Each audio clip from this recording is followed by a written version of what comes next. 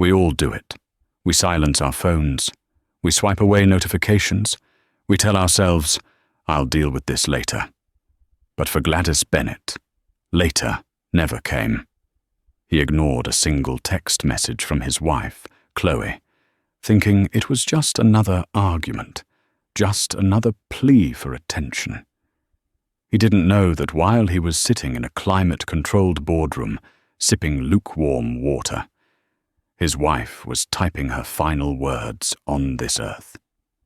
He didn't know that by the time he finally unlocked his screen, the woman he loved would simply vanish. This isn't just a story about a missing person. It's a story about the secrets we keep, the signals we miss, and the terrifying reality that sometimes the silence is louder than the scream. The argument that morning hadn't been about anything important. It never was. Gladys Bennet stood in the kitchen of their sprawling colonial in Napier, Illinois, aggressively buttering a piece of toast. The scraping sound of the knife against the burnt crust was the only noise filling the room, other than the aggressive hum of the refrigerator.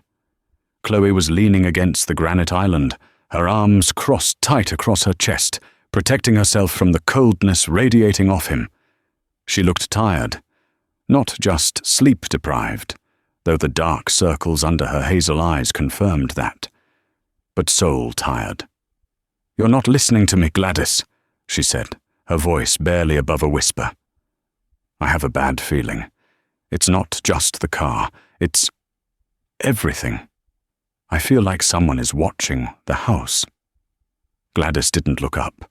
He took a bite of the toast, crumbs falling onto his pristine navy suit jacket. He brushed them off with an irritated flick of his wrist. "We've been over this, Chloe. We live in a gated community.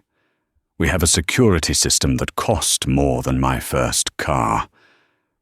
Nobody is watching the house. You're stressed about the gallery opening.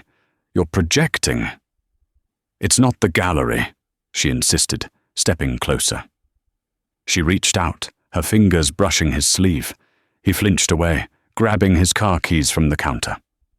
"I have to go," Gladys said, checking his watch. A Rolex Submariner she had bought him for their 5th anniversary. It felt heavy on his wrist today. "The merger is happening at noon. I can't be late because you're having another episode of paranoia." The word hung in the air. Paranoia. It was a weapon he had used often lately. Ever since Chloe had quit her job at the hospital to pursue art full-time, Gladys felt she had too much time to think, too much time to invent problems where there were none. Chloe dropped her hand. The hurt in her eyes was immediate, sharp, and then, suddenly, dull. She retreated into herself. "Fine," she said softly. "Go. Good luck with the merger." He walked out the door without kissing her goodbye. The drive to the city was a blur of traffic and podcasts he wasn't listening to. His mind was replaying the fight, justifying his anger. "She knows how much pressure I'm under," he thought. "She knows that if Bennet & Co. doesn't land this deal, we're underwater." He arrived at the office at 8:45 a.m. The glass tower in downtown Chicago gleamed in the sunlight, a monument to success and stability. Everything Chloe was failing to provide him at home. His assistant Jessica was waiting with a double espresso and a tablet full of schedules. "Mr. Bennet, the lawyers are in conference room B. And your mother called. She wants to know if you're still coming for Sunday dinner." "Tell her yes," Gladys muttered, striding into his office. "And hold my calls."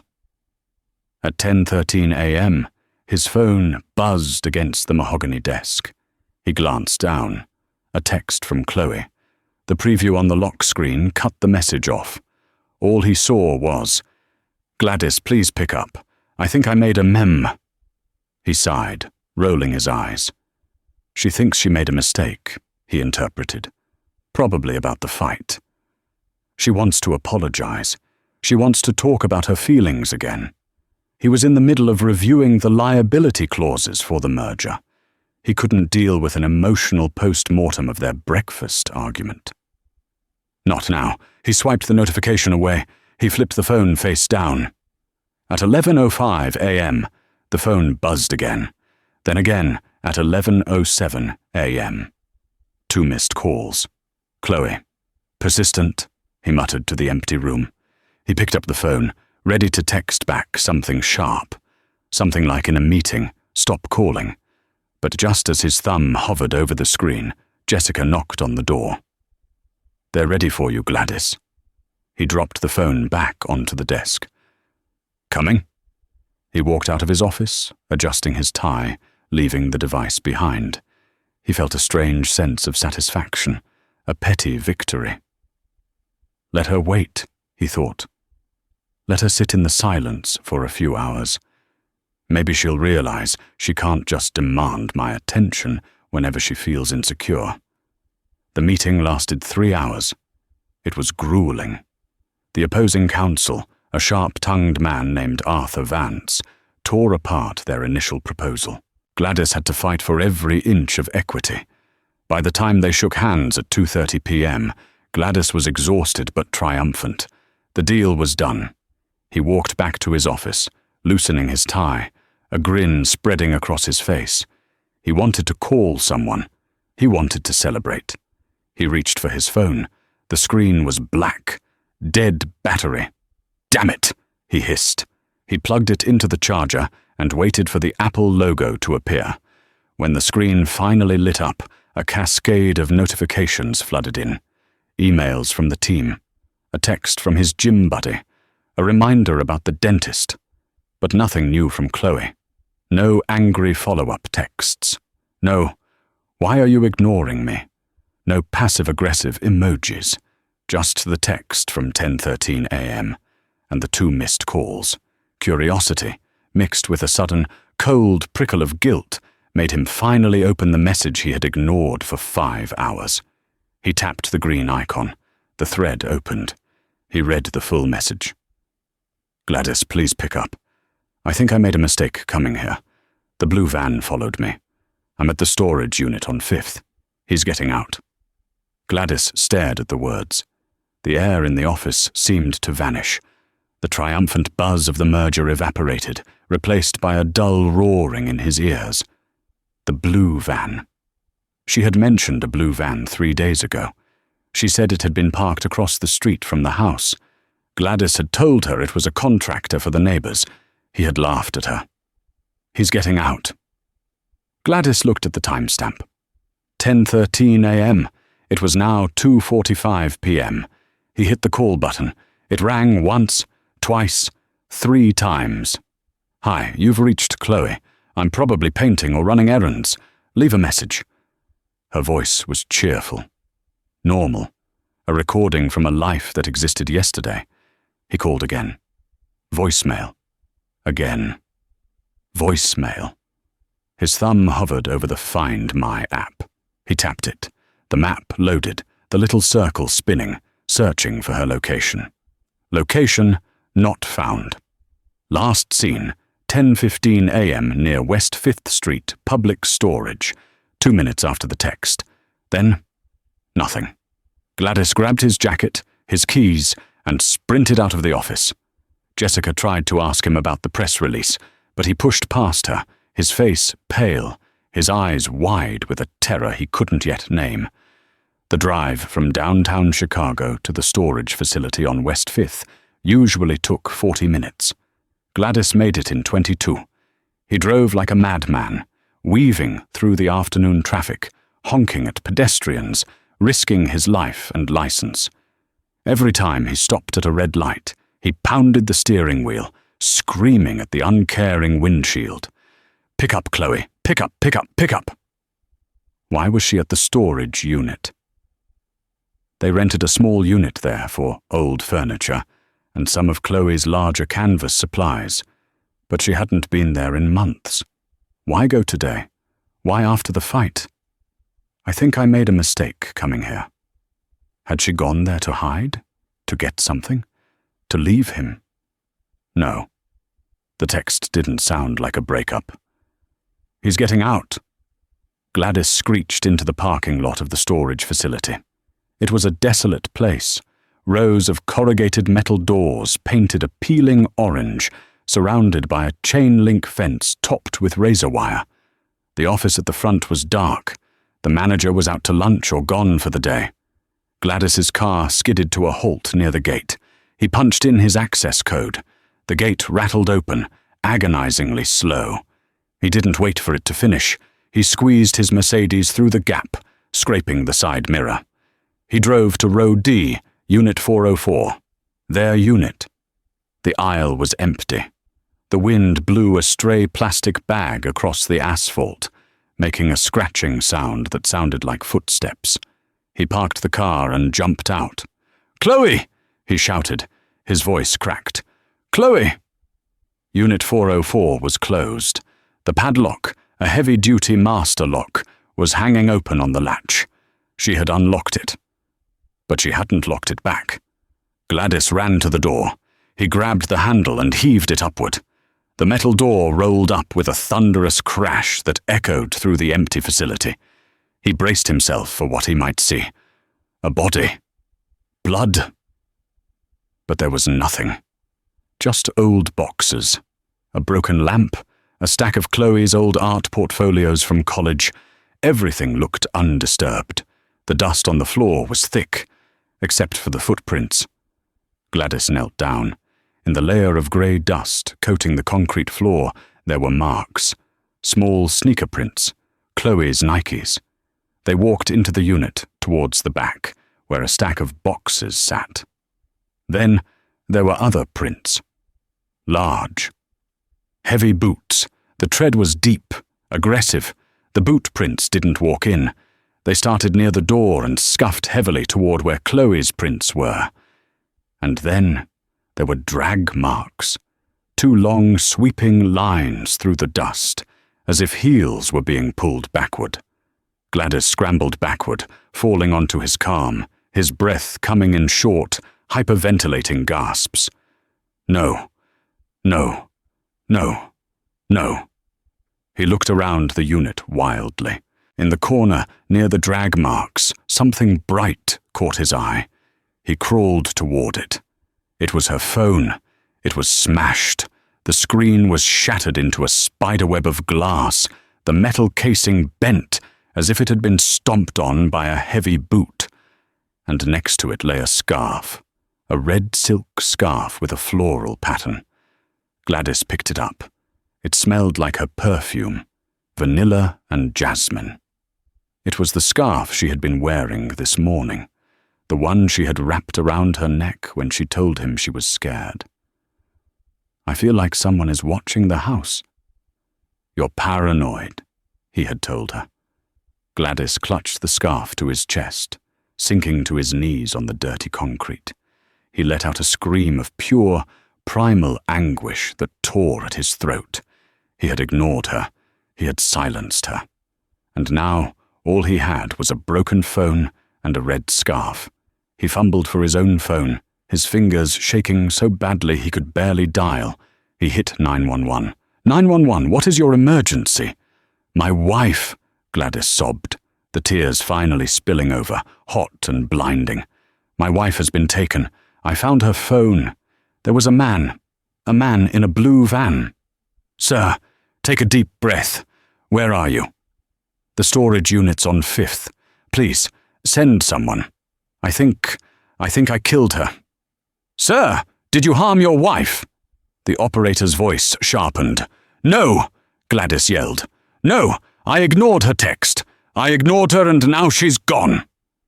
As he waited for the sirens, Gladys looked down at the scarf in his hand.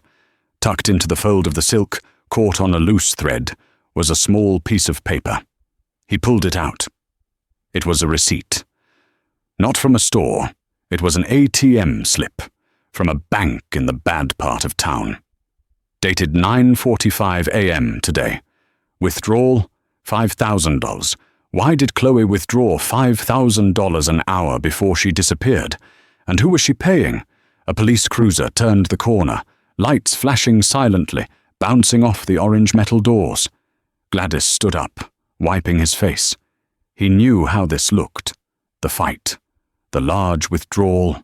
the open storage unit, the husband who didn't answer his phone for 5 hours. He wasn't just a grieving husband anymore.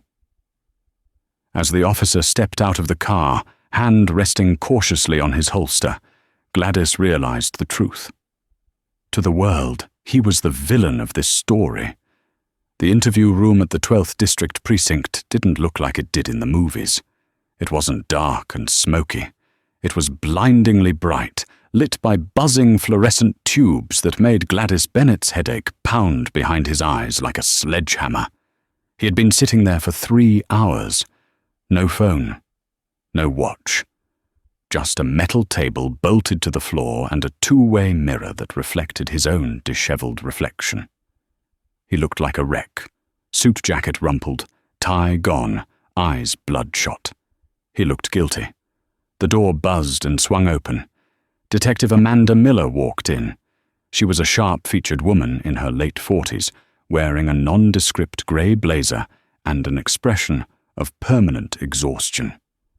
She held a thick file folder under her arm and a styrofoam cup of coffee in her hand. She didn't offer one to Gladys. She sat down opposite him, placing the folder on the table with a heavy thud. "Mr. Bennett," she began, her voice deceptively calm. "Let's go over the timeline again." "I told you," Gladys rasped, his throat dry. "I was at work. I was in a merger meeting from noon until 2:30. You can check with my assistant. You can check with the lawyers." "We did," Miller said, flipping open the file. "Your alibi for the afternoon holds up. You were indeed in a boardroom, making millions of dollars while your wife was being abducted." The way she said it, cold, clinical, made Gladys flinch. "But," Miller continued, leaning forward, "it's the morning I'm interested in. The neighbors reported a loud argument at 7:30 a.m., screaming. Something about paranoia. She was scared," Gladys pleaded. "She told me she felt watched. I didn't believe her. I thought she was stressed about her art. I dismissed her." "You dismissed her," Miller repeated, writing something down. "And then, according to your phone records, she called you twice, texted you, and you ignored it all. For 5 hours. I was angry." Gladys slammed his hand on the table. "That doesn't make me a murderer.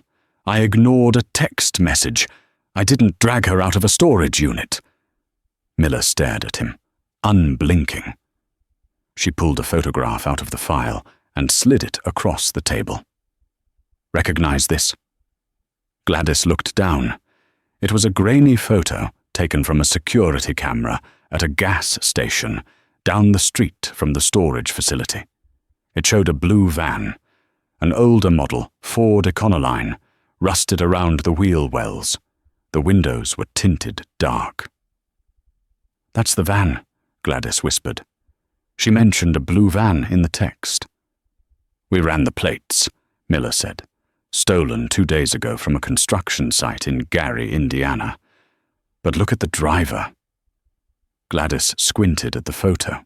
The driver was a silhouette, barely visible through the glare of the windshield, but he was wearing a hat, a baseball cap with a specific logo on it, a stylized hawk.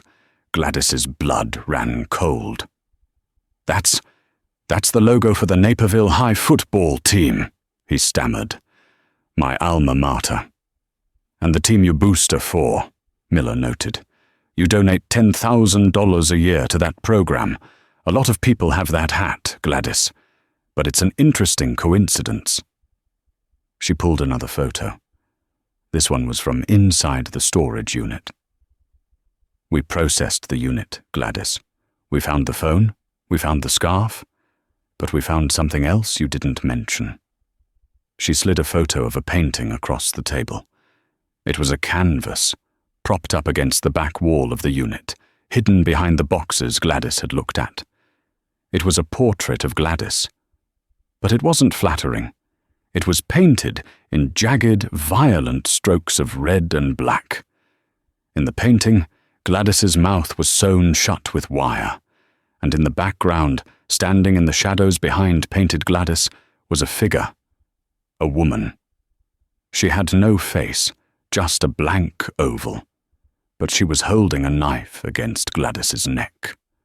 Gladys stared at the image, horror rising in his throat. He had never seen this painting. Chloe painted landscapes, serene lakes, abstract flowers. She didn't paint this. "Your wife had a lot of anger, Mr. Bennet," Miller said softly. "Art is expression. What was she expressing here? Did she feel silenced by you? Threatened?" "I never hurt her," Gladys whispered. "I loved her." "Then why did she withdraw $5,000 cash this morning?" Miller dropped the bomb. "And not just this morning. We subpoenaed her bank records an hour ago. Chloe has been withdrawing $5,000 in cash every Friday for the last 6 months. That's nearly $120,000. Gladys, where is that money going?" Gladys sat back, stunned. I handle the finances. I would know." "She had a separate account," Miller said, "under her maiden name, Chloe Davis. Opened 6 months ago. You didn't know?" Gladys shook his head, the room spinning. His wife, the woman who texted him about grocery lists and Netflix shows, had a secret account, a secret recurring payment, a secret dark art style. "We're going to find her, Mr. Bennet," Miller said, standing up. "But right now, you look like a husband who pushed his wife too far, and maybe she pushed back. Or maybe you hired someone to make sure she stopped spending your money." "Am I under arrest?" Gladys asked, his voice hollow. "Not yet," Miller said, opening the door. "But don't leave town, and stay away from that storage unit." Gladys walked out of the precinct into the cool night air. The city noises were loud, abrasive. He felt naked. He hailed a cab, his hands trembling. He wasn't the killer. He knew that. But for the first time, he realized he didn't know who the victim was either. Who was Chloe? And who was she paying $120,000 to? The house was too quiet. Gladys stood in the foyer of their home, the silence pressing against his eardrums. Usually, the house smelled like Chloe's oil paints, or whatever scented candle she was burning. Lavender, sandalwood. Tonight, it smelled like stale air and cleaning products. He poured himself a scotch, neat, and downed it in one burn. The police thought he did it. The withdrawal history looked like blackmail, or worse, a hitman down payment. But if Chloe was paying someone, why was she the one who was taken? He couldn't sleep. He paced the living room, checking his phone every 30 seconds, hoping for a text, a ransom call, anything. Nothing. At 2 a.m., driven by a restless energy, he walked down the hallway to the sunroom. Chloe's studio. He hadn't been in here in months. He usually avoided it. The smell of turpentine gave him a headache. He pushed the door open. Moonlight filtered in through the skylights, illuminating the easels and tables cluttered with tubes of paint and brushes. He walked to the center of the room. It looked chaotic. Canvases were stacked everywhere. He started flipping through them, looking for more dark paintings like the one Miller had shown him. Landscape. Landscape. A bowl of fruit. A study of the garden. Normal. Everything was normal. So where did the sewn mouth painting come from? He moved to her desk in the corner. It was covered in sketches. He rifled through the papers. Underneath a stack of charcoal drawings, he found a notebook. A small black moleskin. He opened it. It wasn't a diary, it was a log. Nov 3rd. Drop off at minimal. Blue coat, no eye contact. Nov 10th. He asked for more. I told him no. Nov 17th. The price went up. I have to sell the jewelry.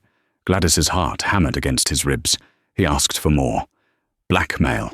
Someone was blackmailing Chloe. But who? And for what? Chloe was a suburban housewife. Her biggest secret was that she sometimes smoked a cigarette when she walked the dog. He turned the page. The entries stopped a week ago. The last entry was circled in red ink. Deck 12th. It ends. I'm meeting him. I'm taking the insurance. The insurance. Gladys looked around the room. What insurance? He started tearing the room apart. He pulled books off the shelves, overturned jars of brushes, ripped the backing off canvases. Where is it? He hissed to himself. Where is the insurance? He paused, breathing hard, his hands covered in charcoal dust. His eyes landed on her working easel. There was a painting on it, covered by a drop cloth. He walked over and pulled the cloth off. It was a painting of their house. But it was odd. The perspective was warped. It focused heavily on the old oak tree in the backyard. The tree where they had carved their initials when they first bought the place. In the painting, the knothole of the tree was painted in hyper-realistic detail, almost 3D, and there was a small, golden arrow, painted subtly in the leaves, pointing directly at the knothole. Gladys stared at it. The insurance. He didn't think. He ran. He burst out the back door into the backyard. The night air was freezing, biting through his thin dress shirt. He didn't care. He sprinted across the dew-soaked lawn to the massive oak tree near the property line. He reached the tree, his breath clouding in the air. He found the knothole. It was deep, dark. He reached his hand inside. Spiders? Snakes? He didn't care. His fingers brushed against something cold and plastic. He grabbed it and pulled. It was a waterproof bag, a heavy-duty Ziploc wrapped in duct tape. Gladys tore the tape off with his teeth. Inside was a flash drive and a single photograph. He held the photograph up to the moonlight. It was a picture of a young woman, maybe 20 years old. She was smiling, holding a baby. Gladys didn't recognize the woman, but he recognized the baby. The baby was wrapped in a blanket with a very specific embroidery. Bennett Family Reunion, 1998. Gladys's knees gave out. He slid down the trunk of the tree, sitting in the wet grass. That blanket. His mother had knitted those for all the grandkids. But Gladys and Chloe didn't have children. They had tried for years, but it never happened. He looked closer at the woman in the photo. There was a familiarity in her eyes, the shape of her nose. She looked like Chloe, a younger, different version of Chloe. Gladys clutched the flash drive. Chloe had a child she had kept secret from him for their entire 10-year marriage, and someone knew, the blackmailer, the man in the blue van. Suddenly, a twig snapped behind him. Loud, deliberate.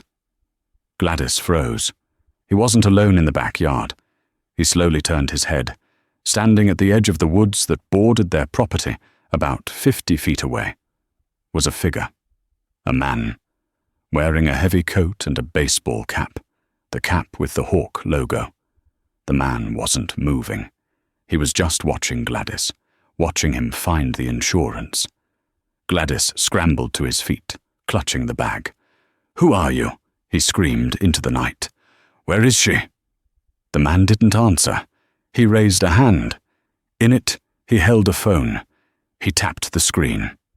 Gladys's phone, in his pocket, buzzed. The man turned and walked calmly into the woods, vanishing into the darkness. Gladys ripped his phone out of his pocket. A new text message from unknown ID. "You found the deposit. Now, bring me the rest of the interest, or she dies at dawn." Gladys looked at the time. 4:15 a.m. Dawn was in 2 hours. He looked at the flash drive. He had to know what was on it. He had to know why his wife's secret child was worth killing for. He ran back toward the house, the darkness feeling like it was closing in on all sides. The game had changed. It wasn't about a missing wife anymore. It was about a hidden life, a secret child, and a husband who had 2 hours to solve a 10-year-old puzzle. Gladys sat at his kitchen table, the laptop screen casting a ghostly blue pallor over his face. The house was silent, save for the rhythmic tick-tock of the grandfather clock in the hall, a sound that felt like a countdown. His trembling fingers plugged the flash drive into the USB port. A folder popped up. No password, just a single video file named For Gladys. He clicked play. Chloe appeared on the screen. She was sitting in her car, the same car found abandoned at the storage unit. Her eyes were red-rimmed, her makeup smudged. The timestamp on the video was 9:50 a.m., 20 minutes before her text to him, 23 minutes before she vanished. "Gladys," she began, her voice shaking. "If you're watching this, I'm gone. I didn't want to drag you into this. I thought I could fix it myself. I thought if I just paid him, he would go away. But he's greedy. And he knows." She took a deep breath, looking into the rear-view mirror, checking for threats. "You know the blanket in the photo? The Bennett family reunion, 1998. You always told me that year was a blur for you, that you spent that summer in Europe." Gladys nodded at the screen, tears pricking his eyes. He had spent that summer in France. It was his gap year before college. "You didn't spend the whole summer in France, Gladys," Chloe said, her voice dropping to a whisper. "You came home for 2 weeks in July. You were young, stupid, and drunk at a party. You don't remember her. A girl from the wrong side of the tracks. Her name was Amanda. She passed away 5 years ago." Gladys froze. A vague, hazy memory of a bonfire party near the lake clawed at the back of his mind. "Amanda had a baby, Gladys, a boy. She didn't want to ruin your life, the golden boy of the Bennett dynasty. So she kept him. She raised him alone. But when she died, he went through her things. He found a diary. He found out who his father was." Chloe held up a piece of paper to the camera. It was a birth certificate. "Father, unknown. Mother, Amanda Miller." Gladys gasped. "Miller, the detective. Detective Amanda Miller." No, that was impossible. The detective was too old. Amanda Miller was a common name. "His name is Caleb," Chloe continued. "He found me 6 months ago. He didn't want a father, Gladys. He wanted revenge. He thinks the Bennetts, your family, paid his mother off to stay silent and let her die in poverty. He's been bleeding me dry, threatening to go to the press, to ruin the merger, to destroy your reputation." She wiped a tear. "But today he changed the deal. He doesn't want money anymore. He wants to meet you. He wants you to admit what you did. I'm going to the storage unit to meet him.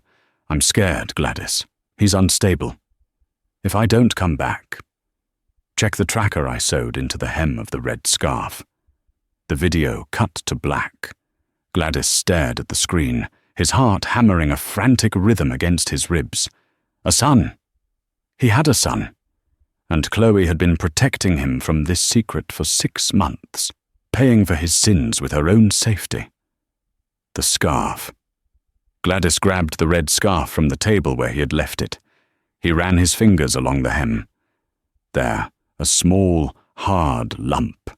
He ripped the silk open. A tiny coin-sized GPS tracker fell out. It was a generic brand, the kind you use for luggage. He grabbed his phone and downloaded the app listed on the tracker's casing. He entered the serial number. A map loaded. A red dot blinked. It wasn't at the storage unit. It wasn't at the police station.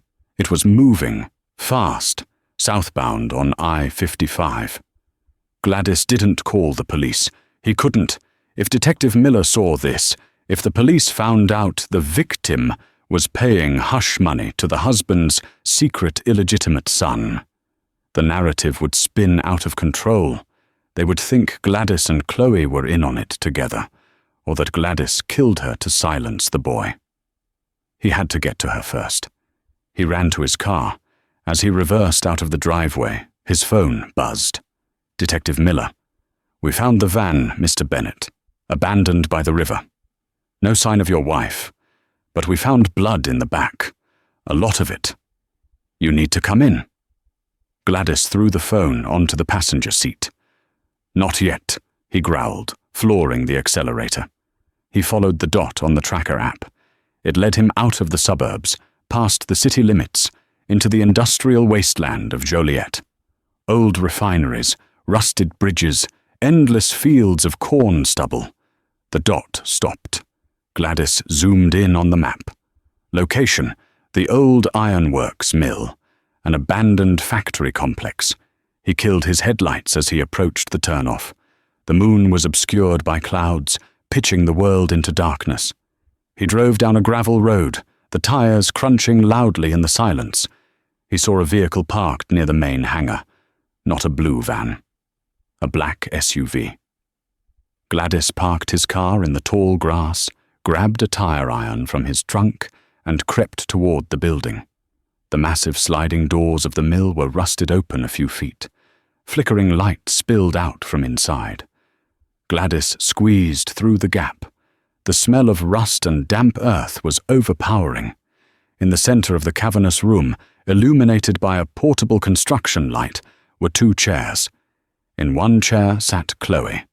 She was tied up, her head drooping. She looked unconscious. Standing over her was a young man. He looked to be in his early 20s. He was wearing the baseball cap with the Hawk logo. He held a gun loosely in his hand. He was pacing, shouting at someone on the phone. "She's out cold! You said he would be here! I don't care about the money anymore. I want him to look me in the eye." Gladys stepped out from behind a pillar. "Caleb!" His voice boomed, echoing off the metal rafters. The boy spun around, raising the gun. Gladys raised his hands, dropping the tire iron. "I'm here," Gladys said, walking slowly into the light. "I'm here." Caleb's face was twisted in rage, and looking at him, Gladys saw it. The jawline, the brow. It was like looking in a mirror from 20 years ago. "You," Caleb spat, "the great Gladys Bennett." "Let her go, Caleb," Gladys said, his voice steady despite the terror gripping his throat. "This is between you and me." "She lied to me," Caleb screamed, gesturing with the gun. "She said you were a good man. She said you didn't know about me. But you knew. My mum wrote letters. She sent them to your office." "I never got them," Gladys said earnestly. "I swear to you, Caleb, I never knew you existed until 10 minutes ago." "Liar!" Caleb fired a shot into the ceiling. Dust rained down. Chloe stirred, groaning. "Gladys!" she rasped, lifting her head. Her face was bruised. "I'm here, honey," Gladys said. He looked at Caleb. "Who is on the phone, Caleb? Who are you talking to?" Caleb looked at the phone in his hand. A look of confusion crossed his face. He said he was your lawyer. He said he could help me get what I was owed." Gladys's blood ran cold. "My lawyer." Suddenly, the massive metal doors behind Gladys groaned and slid open further. Headlights blinded them. A car drove slowly into the mill, a sleek silver sedan. It stopped. The driver's door opened. A man stepped out, clapping his hands slowly. He was wearing a pristine suit, a camel haircoat draped over his shoulders. It was Arthur Sterling, Gladys's partner, the man who had been in the trenches with him during the merger, the man who stood to make $20 million if the deal went through and lose everything if a scandal broke. "Bravo," Arthur said, his voice smooth and echoing in the vast space. "A family reunion. How touching." "Arthur," Gladys whispered. "What is this?" "You have messy loose ends, Gladys," Arthur sighed, pulling a silenced pistol from his coat. "When this kid started sending letters to the firm addressed to you, my secretary intercepted them. I thought, this could be a problem.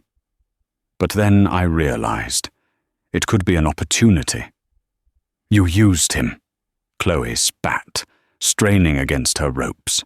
"You fed him lies about Gladys to make him hate him." "I needed leverage," Arthur shrugged. I needed to make sure Gladys was distracted during the merger negotiations, so I could slip in the clause about the offshore accounts. But now the merger is signed. And you three, you're just liabilities. Arthur raised his gun, aiming not at Gladys but at Caleb. Close the loop, Arthur muttered. Bang! Caleb crumpled to the ground, clutching his chest. No! Gladys screamed, rushing forward. Arthur turned the gun on Gladys. Don't be a hero, Gladys. You're just a widower who tragically died trying to save his wife from a deranged stalker. The press will eat it up. He aimed at Chloe. The sound of the gunshot that killed his son, a son he had never known, rang in Gladys's ears, shattering his reality. Caleb lay still on the concrete, blood pooling around the hawk logo on his cap. Time seemed to slow down. Arthur was turning the gun toward Chloe. She was tied to the chair, helpless, her eyes wide with the realization that this was the end. Gladys didn't think.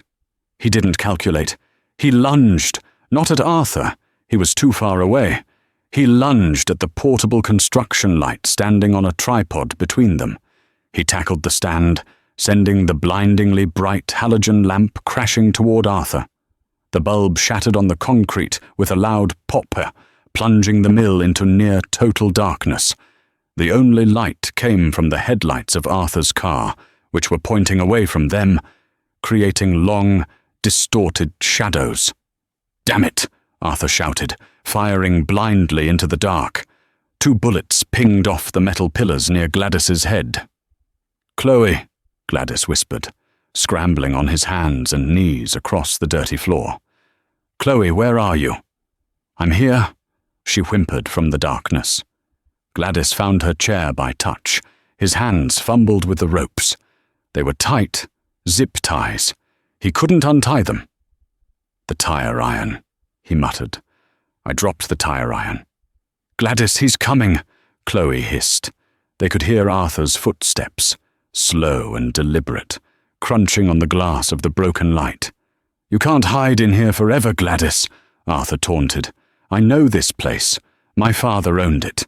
There's only one way out. Gladys felt around the floor. His hand brushed against cold metal. The tire iron. He grabbed it. He jammed the tapered end into the zip ties binding Chloe's wrists and twisted with all his strength. The plastic snapped. Chloe was free. Run, Gladys whispered in her ear. Get to the car. Go. Not without you. She grabbed his arm.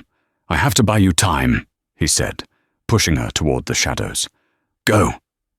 Chloe hesitated for a split second, then scrambled away into the darkness toward the sliver of moonlight at the bay doors. I hear you moving, Chloe. Arthur's voice drifted from the left. He fired again. A spark erupted off a machine press near where she had been. Gladys stood up.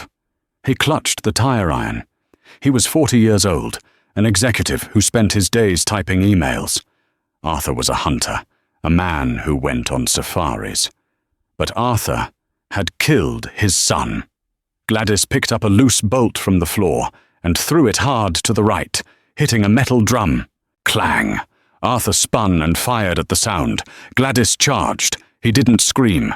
He ran silently, guided by the muzzle flash. He slammed into Arthur just as the man turned back. They crashed onto the concrete floor. The gun skittered away into the dark. Arthur was strong. He drove a knee into Gladys's stomach, knocking the wind out of him. Gladys gasped, doubling over. Arthur punched him in the jaw, a blow that made Gladys's vision swim. You always were soft, Gladys, Arthur sneered, standing over him. He kicked Gladys in the ribs. Business is survival of the fittest. Arthur turned, looking for the gun. He spotted it, gleaming in the reflection of the car's tail lights. He walked toward it. Gladys tried to get up, but his body wouldn't obey. His ribs were on fire. He watched Arthur bend down to pick up the weapon. Arthur's hand closed around the grip. He stood up, turning back to finish Gladys off. And then, a roar, an engine revving to the red line. Arthur looked up, blinded by high beams. Gladys's Mercedes, battered, scraped, and missing a mirror, came hurtling out of the darkness. Chloe was behind the wheel. She didn't brake. She slammed into Arthur with a sickening thud, pinning him against the side of his own silver sedan. The metal crunched. Arthur screamed, a short, sharp sound that was instantly cut off. Silence returned to the mill. The engine idled, a broken hiss of steam escaping the radiator. Gladys dragged himself up. He limped toward the cars. Chloe stumbled out of the driver's seat. She was shaking uncontrollably. "Is he?" she asked, her voice tiny. Gladys looked. Arthur was pinned. He wasn't moving. The gun lay on the ground, useless. Gladys walked over to Chloe and wrapped his arms around her. They collapsed together, sliding down to the cold floor, holding each other in the wreckage of their lives. "We have to call the police," Chloe sobbed into his chest. "We will," Gladys said, stroking her hair. He looked over at the body of Caleb, the son he never got to save. "But first, I have to say goodbye." Gladys walked over to the boy. He knelt down. He closed Caleb's eyes. He took the red scarf, the one that had started this entire hunt, and gently placed it over Caleb's face.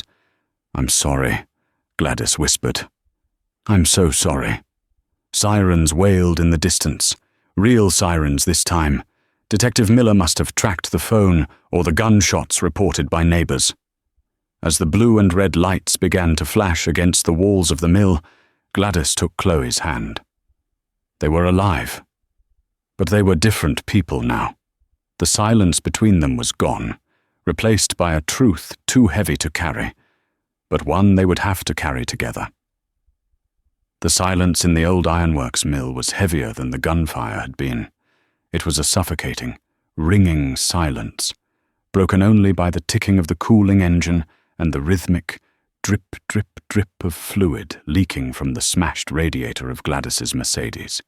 Gladys sat on the cold concrete, his back against a rusted pillar.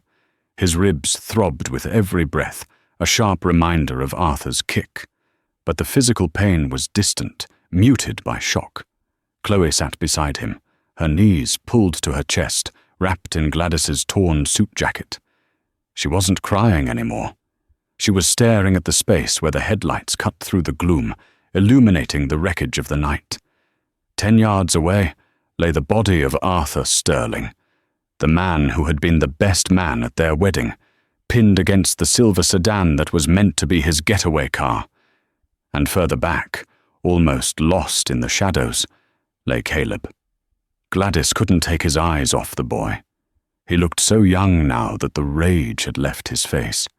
The hawk logo on his cap was stained dark, but his expression was peaceful. Gladys felt a grief so profound it threatened to crack him open. He hadn't known Caleb existed until 2 hours ago, and now he would never know him at all. He would never know his favorite color, his laugh, or if he really hated the Bennetts, or just wanted to be seen by one. "Gladys," Chloe whispered, her voice cracking. "Do you hear that?" Gladys lifted his head. In the distance, the wail of sirens grew louder, a rising chorus of judgment coming for them. "They're coming," Gladys said hoarsely. He reached out and took Chloe's hand. Her fingers were ice cold, covered in dust and dried blood. "Whatever happens next, we tell the truth. All of it. No more secrets. Not one." "He was your son," Chloe said, a tear finally escaping and cutting a clean line through the dirt on her cheek. "I'm so sorry, Gladys. I thought I was protecting us. I thought—" "Shh," Gladys squeezed her hand. "You saved my life. You saved me from a life of lies. We're going to deal with this." The blue and red lights swept across the high windows of the mill, fracturing the darkness. Tires crunched on gravel. Doors slammed. Voices shouted commands. "Police! Show us your hands!" Gladys stood up slowly, helping Chloe to her feet. They raised their hands, united in the blinding glare of the tactical flashlights. Detective Amanda Miller was the first through the door, her weapon drawn, her face a mask of grim determination. She saw Arthur. She saw the gun. She saw Caleb. And then she looked at Gladys, battered, bloody, but standing tall beside his wife. "Holster your weapons," Miller barked to the officers behind her. She walked up to Gladys, her eyes scanning the scene, piecing together the narrative of betrayal and survival in seconds. "I told you to come to the station, Bennett. You never listen." "I had to pick up my wife," Gladys said, his voice breaking. He looked toward Caleb's body. "And I had to meet my son." 6 months later. The world had moved on. That was the strangest part about tragedy. The rest of the world refused to pause for it. The scandal of Bennett & Co. had burned white-hot for weeks. The corporate killer, the tabloids called Arthur Sterling. The story had everything. A secret love child, a frantic kidnapping, a duel in an abandoned factory. Gladys and Chloe had been scrutinized, deposed, and eventually exonerated. The forensic evidence backed their story perfectly. It was self-defense. It was survival. But the flashbulbs had eventually faded. The reporters stopped camping on their lawn, mostly because they didn't have a lawn anymore.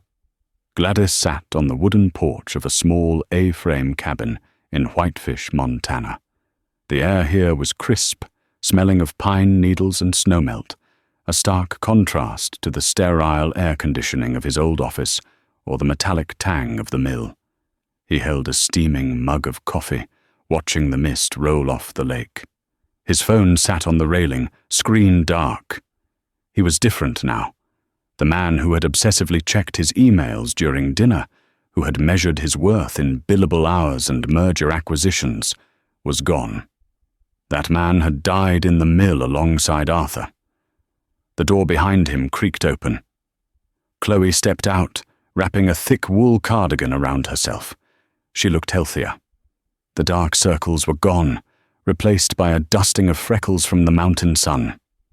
She was painting again, not the dark, claustrophobic images of her trauma, but vast, open landscapes, canvases filled with air and light. "You're up early," she said, resting a hand on his shoulder. "Couldn't sleep," Gladys admitted. "I was thinking about the date." "I know," Chloe said softly. "It's his birthday today." Caleb would have been 24. Gladys nodded, staring at the lake. He had resigned from the firm the day after the investigation closed. He had liquidated his assets, the stocks, the bonuses, the blood money Arthur had helped generate. He used it to establish the Caleb Miller Foundation, a trust designed to provide legal aid and college tuition for foster children who had aged out of the system. It was the only way he knew how to be a father to a ghost. His phone buzzed on the railing, a short, sharp vibration. Gladys flinched. The reflex was still there, the sudden spike of cortisol, the dread that bad news was incoming. He hesitated. For a long time, he hadn't touched the phone at all, leaving it in a drawer for days. "Are you going to get that?" Chloe asked. Gladys picked it up. It was a text message, unknown ID. His thumb hovered over the screen.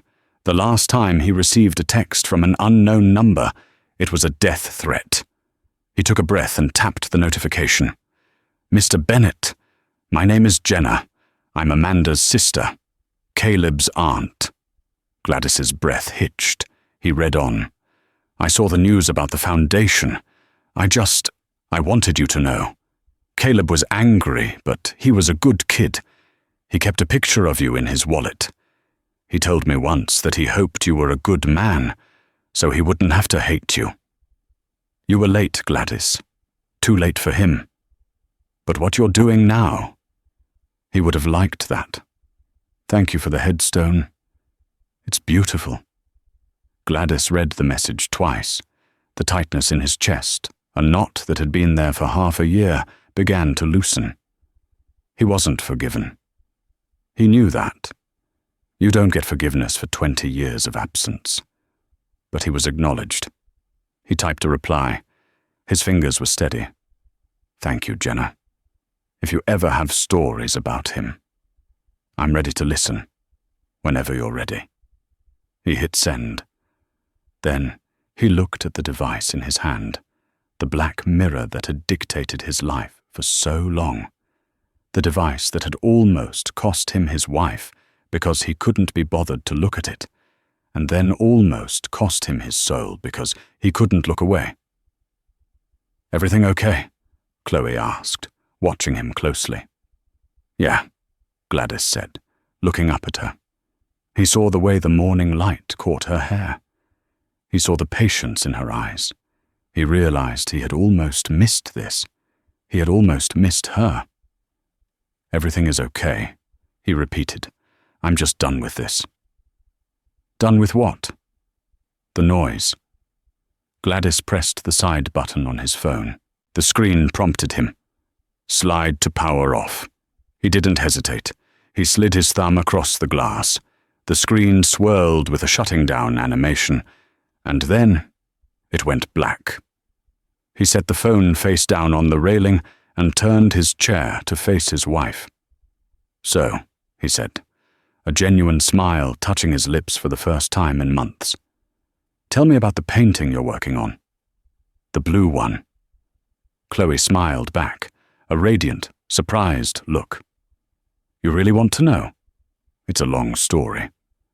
I have time, Gladys said, leaning back and crossing his legs. I have all the time in the world. The wind rustled through the trees, a soft, whispering sound. It was the sound of the present moment. And for the first time in his life, Gladys Bennett was actually there to hear it. Thank you for listening to The Husband Ignored His Wife's Message. This story is a reminder that while we can't change the past, we can decide where we focus our attention today. Gladys learned that lesson at a terrible cost. If this story moved you, or if it made you want to hug your loved ones a little tighter, please hit that like button. It helps more than you know. And I have a question for you. What is one notification you wish you had never ignored? Let me know in the comments below. I'll be reading them. Don't forget to subscribe and turn on notifications. Ironic, I know, so you don't miss the next story. Until next time, put the phone down and live in the moment. Goodbye for now.